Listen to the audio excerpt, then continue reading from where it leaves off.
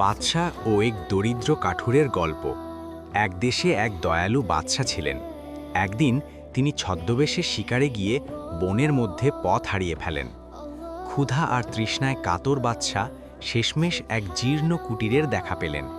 সেখানে এক বৃদ্ধ কাঠুরে তার পরিবার নিয়ে বাস করত। আতিথেয়তার পরম নমুনা। বাদশা পরিচয় গোপন রেখে আশ্রয় চাইলে কাঠুরে তাকে সাদরে গ্রহণ করল। ঘরে খুব সামান্য খাবার ছিল, একটু শুকনো রুটি আর সামান্য পানি। কাঠুরে নিজে না খেয়ে তার শেষ সম্বলটুকু আগন্তুককে, বাদশাকে দিয়ে দিল। সে অত্যন্ত বিনয়ের সাথে বলল, হে মেহমান, আমি দুঃখিত যে আপনাকে রাজকীয় খাবার দিতে পারছি না, তবে এই হালাল উপার্জনের খাবারে আল্লাহর রহমত আছে।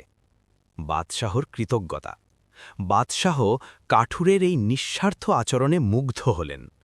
ফিরে যাওয়ার সময় তিনি তাকে একটি চিরকুট দিলেন এবং বললেন, কখনো কোনো বিপদে পড়লে শহরে গিয়ে অমুক ঠিকানায় এই কাগজটি দিও। কয়েক বছর পর রাজ্যে দুর্ভিক্ষ দেখা দিল।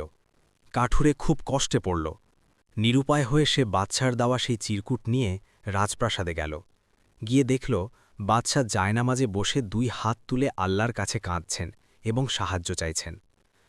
কাঠুরে কিছুক্ষণ দাঁড়িয়ে ভাবল এবং চিরকুটটি না দিয়েই ফিরে যেতে উদ্যত হল। রক্ষীরা তাকে ধরে বাদশার সামনে আনল। বাদশা তাকে চিনতে পেরে জিজ্ঞেস করলেন, তুমি কিছু না বলেই চলে যাচ্ছিলে কেন?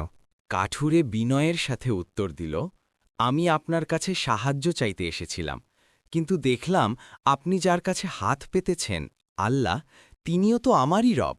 সৃষ্টির কাছে হাত পাতার চেয়ে স্রষ্টার কাছে হাত পাতাই শ্রেয়। বাদশা তার এই গভীর ঈমান দেখে অত্যন্ত খুশি হলেন এবং তাকে যোগ্য সম্মান ও উপহার দিয়ে বিদায় করলেন।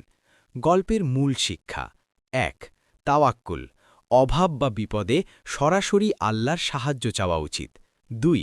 আতিথেয়তা, মেহমানকে সম্মান করা সুন্নাহ, তাতে ঘরে বরকত আসে। ৩.